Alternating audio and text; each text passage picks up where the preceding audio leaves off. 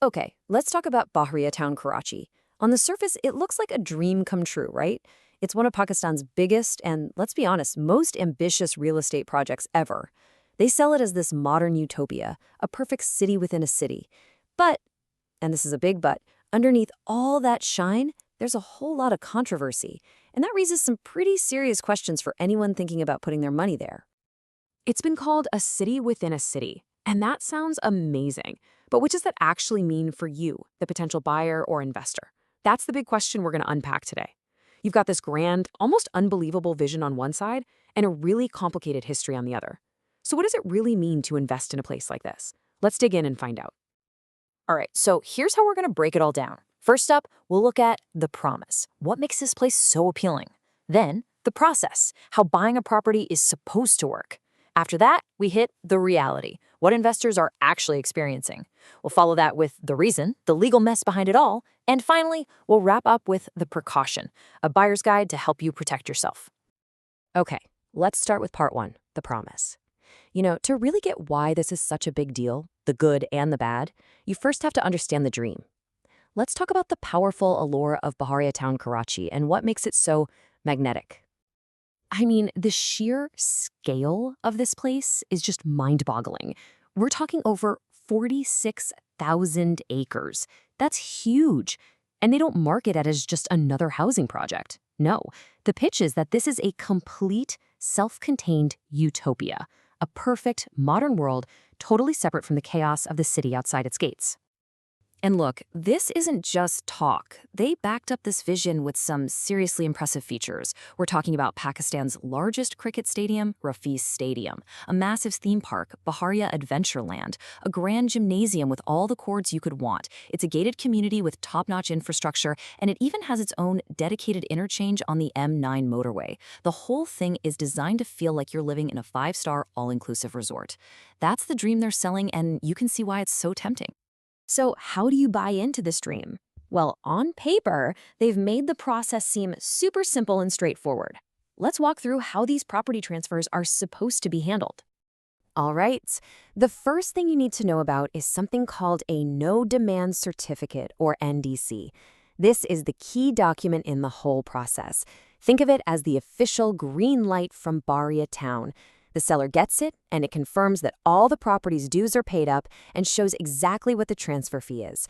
It's only valid for 15 days, so it's a time-sensitive but crucial first step. So once the seller has that NDC, the process is laid out in these 6 steps. First, the buyer and seller sign an agreement, and the buyer pays in advance. Then, the seller applies for that NDC we just talked about. Both sides then get their documents together. ID cards, photos, the original allotment letter. Step 4, everyone heads to the Bahria town office. The buyer pays the transfer fee, seller clears any last-minute dues. Then comes the signing, photos are taken, and the seller gets their pay order. Finally, the buyer gets a transfer receipt, and the official letter is supposed to show up in about a week. See? It looks so clean, so professional, so secure.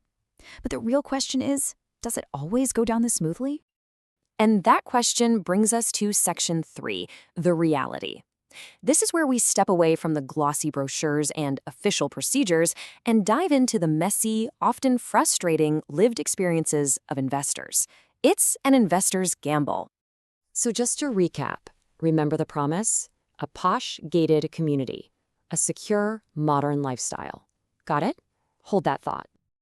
Now, read this. This is a quote from a Reddit user, and it's intense.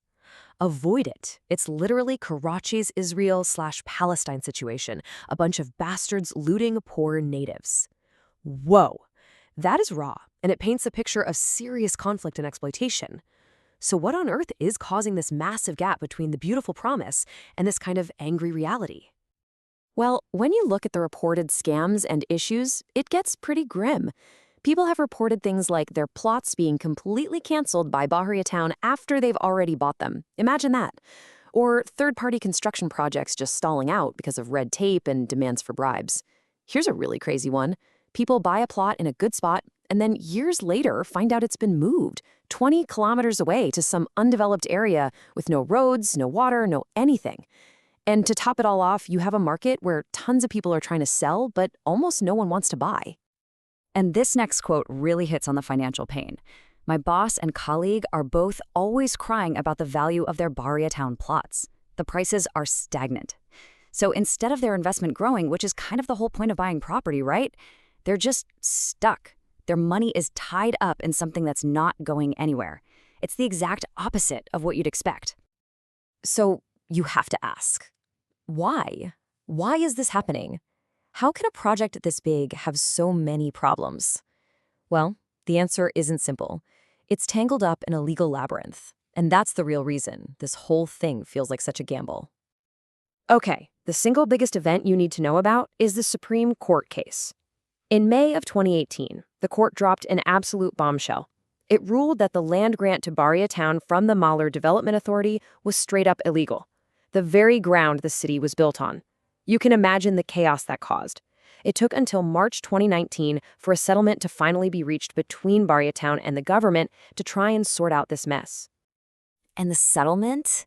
Get this, it was for 460 billion Pakistani rupees. Let that sink in.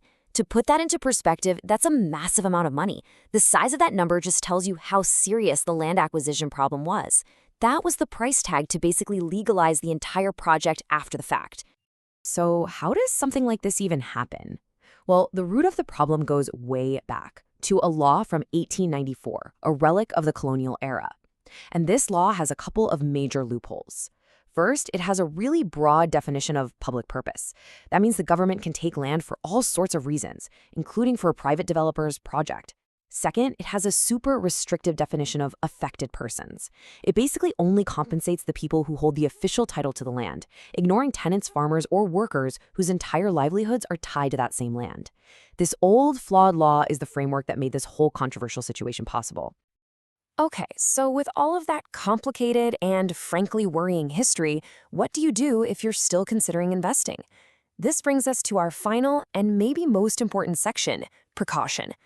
This is a modern-day buyer's guide, pulling together the key steps for due diligence you absolutely need to take. So here's the checklist, based on what people who've been through it recommend. Number 1, verify all the documentation. Don't take anyone's word for it.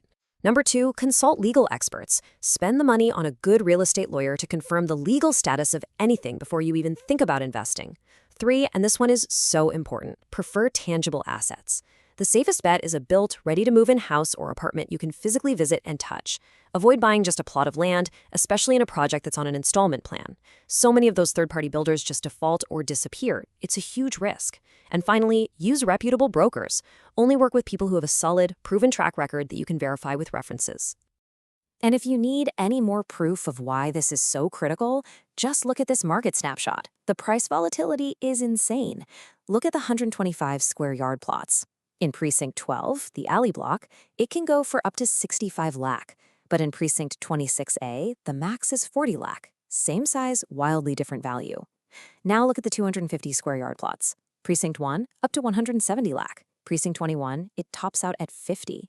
This shows it's not just about the size of the plot. It's all about the location within Bahria town, how developed it is, and whether the paperwork is clean. So, where does that leave us? Here's the key takeaway. That big 2019 settlement may have provided some legal clarity for Bahria town as a whole, but it did not wipe away the risks for the individual investor. If you're looking to buy, you are still stepping into a very complex and volatile market. And so we come back to the fundamental question. Bahria town Karachi presents this incredible vision of modern living, a perfect city. But as we've laid out, the path to that vision is filled with some very real, very serious risks. So for you, the potential investor, you have to ask yourself, is the risk really worth the reward?